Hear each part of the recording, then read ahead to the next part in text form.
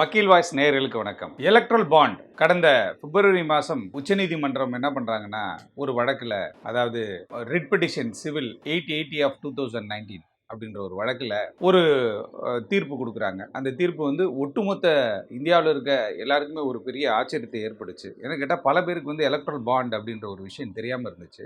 ஆனால் இந்த தீர்ப்புக்கு, உச்சநீதிமன்ற தீர்ப்புக்கு பிறகு பார்த்தீங்கன்னா, இந்த எலக்ட்ரல் பாண்டில் இவ்வளோ விஷயங்கள் இருக்கா, இந்த எலக்ட்ரல் பாண்டில் இவ்வளோ தில்லுமுல்லு பண்ண முடியுமா அப்படின்ற விஷயங்கள்லாம் வெளில தெரிய வந்துச்சு. அப்படி இருக்கும்பொழுது உச்சநீதிமன்றம் என்ன பண்ணுறாங்கன்னா, ஏற்கனவே 2019ஆம் ஆண்டு அப்போ நிதியமைச்சராக இருந்த அருண்ஜேட்லி என்ன சொல்கிறாருன்னா, தேர்தல் நேரங்களில் வந்து நிறைய கருப்பு பணம் புழக்கம் இருக்குது. அதுவும் இல்லாமல் இந்த தேர்தலில் பணம் வசூல் செய்கிற அந்த கட்சிகள்லாம் வந்து பார்த்திங்கன்னா, முறையாக வந்து நிதி வசூல் செய்வது கிடையாது.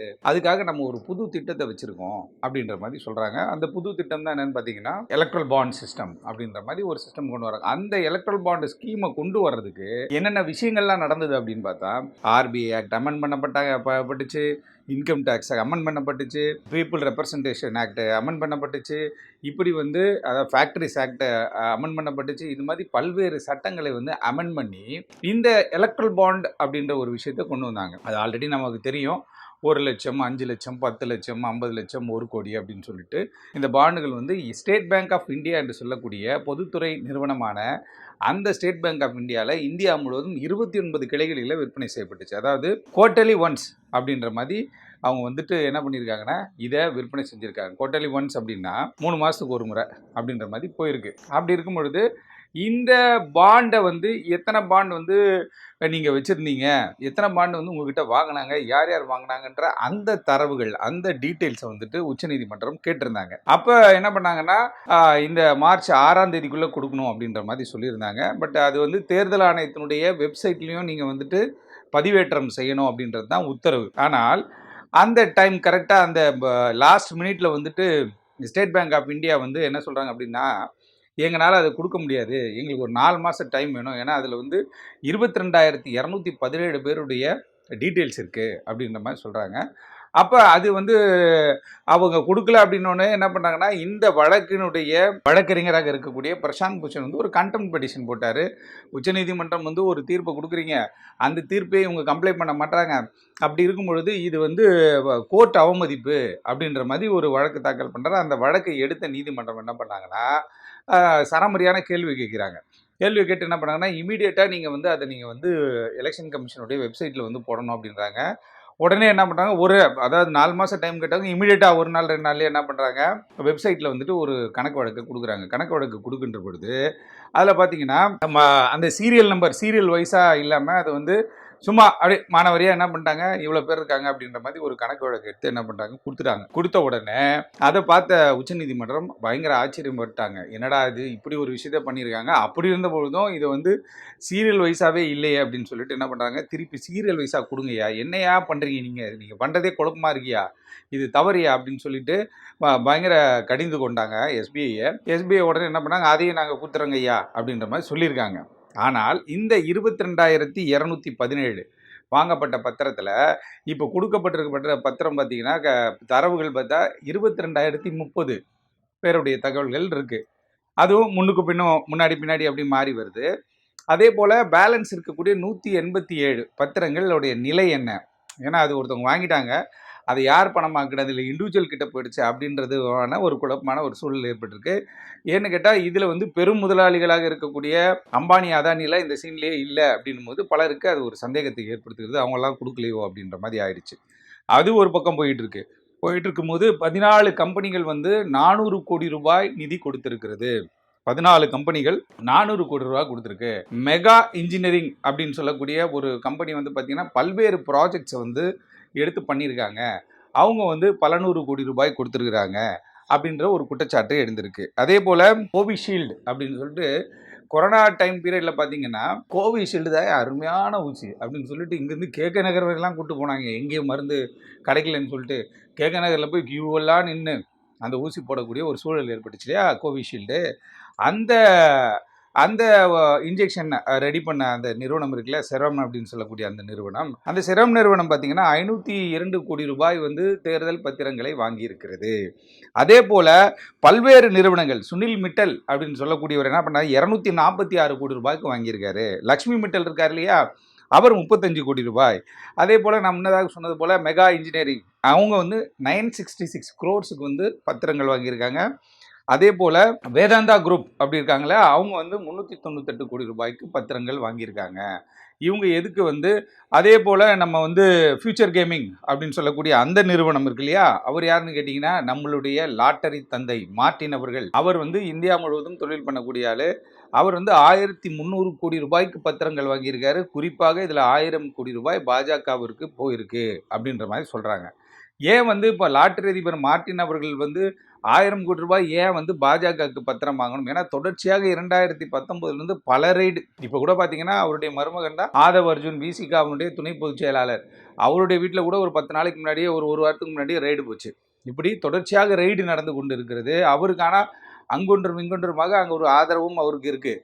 ஆனால் அப்படி இருக்கும்பொழுது இந்த குறிப்பிட்ட நிறுவனம் வந்து பாஜகவிற்கு 1000 கோடி ரூபாய் அளித்ததாக வந்து இந்த தரவுகள் சொல்லுது. அதே போல் பல்வேறு நிறுவனங்கள், அதாவது நீங்கள் இன்னைக்கு இந்தியாவில் இருக்கக்கூடிய முன்னணி நிறுவனங்கள் எல்லாமே வந்து இந்த குறிப்பிட்ட எலக்ட்ரல் பாண்டை வந்து வாங்கணும்னு கட்டாயப்படுத்தப்பட்டார்களா அப்படின்றது வந்து ஒரு கேள்வி.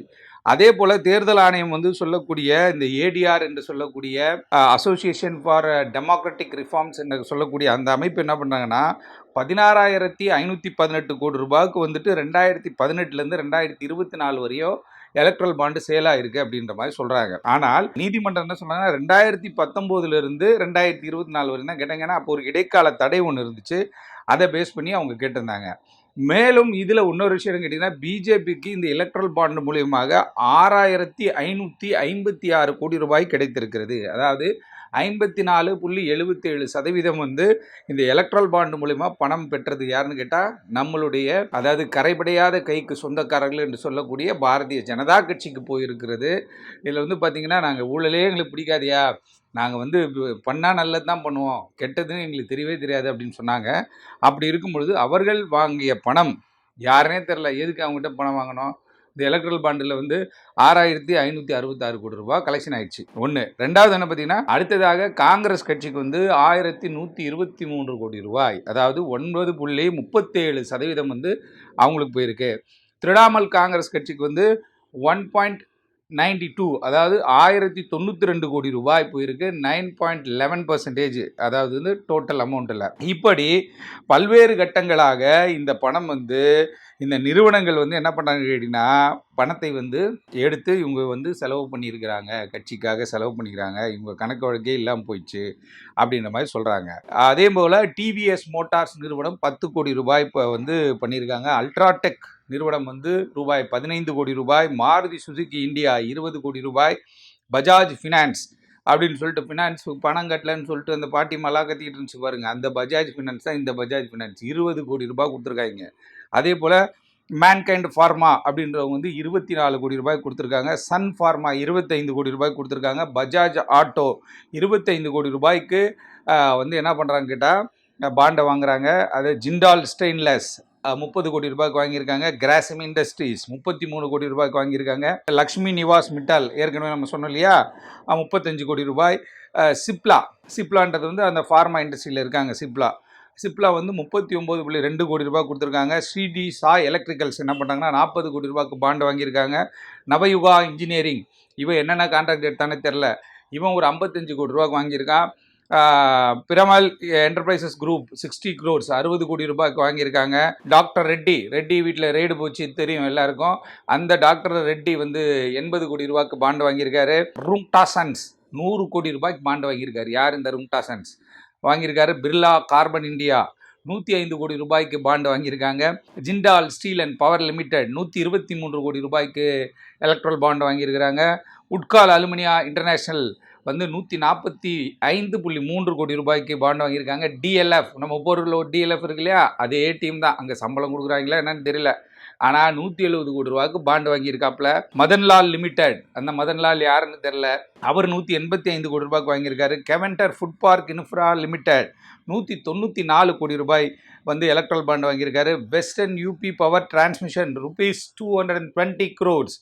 SL mining and industries limited 224 கோடி ரூபாய்க்கு வாங்கியிருக்கிறாங்க. பாரதி குரூப், இந்த செல்ஃபோன் பயன்படுத்துகிறோம் இல்லையா, ஏர்டெல் பாரதி, அவங்க எதுக்கு கொடுத்தாங்கன்னே தெரிலப்பா. 247 கோடி ரூபாய் அவ்வளோ பணம் வச்சுருக்காங்க போல்.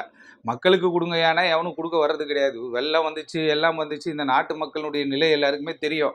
எவ்வளோ பிரச்சனைகளை இது பண்ணும்போது ஒரு ஒரு சொசைட்டி, ஒரு சேரிட்டி பர்பஸ்க்காக அவங்க வந்து செலவு பண்ணியிருந்தா கூட பரவாயில்ல.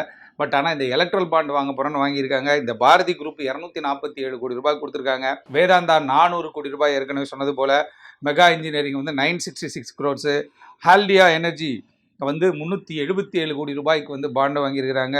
Quick supply chain private limited அப்படின்னு கூடிய மும்பை பேஸ்டு நிறுவனம், இவன் என்ன பண்ணுறான்னு கேட்டிங்கன்னா 410 கோடி ரூபாய்க்கு எலக்ட்ரல் பாண்டு வாங்குறாங்க. SpiceJet purchased bond worth 65 crores. SpiceJet என்ன பண்ணுறான்னு தெரியுமா, இவனும் ஒரு 65 கோடி ரூபாய்க்கு, 65 லட்சம் ரூபாய்க்கு வந்துட்டு பாண்டு வாங்கியிருக்கிறாங்க. இண்டிகோ ஃபேர்ம்ஸ், அதாவது 3 ஃபேர்ம் சேர்த்து இவங்க என்ன பண்ணால் 36 கோடி ரூபாய்க்கு வாங்கியிருக்காங்க. பஜாஜ் ஃபினான்ஸ் அதே போல் 20 கோடி ரூபாய். இப்படி வந்து பல்வேறு நிறுவனங்கள் என்ன பண்ணுறாங்கன்னு கேட்டிங்கன்னா இந்த தேர்தலுக்கு வந்து தேர்தல் பாண்டை வாங்கியிருக்காங்க.